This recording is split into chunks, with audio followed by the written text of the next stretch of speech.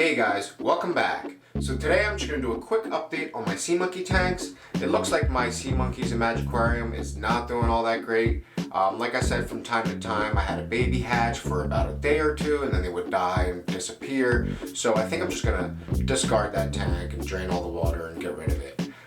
As for our sea monkeys on Mars, they are doing pretty great. I got a few babies in there as well as that one big adult that was in there earlier. So let's take a closer look and see how everybody's doing.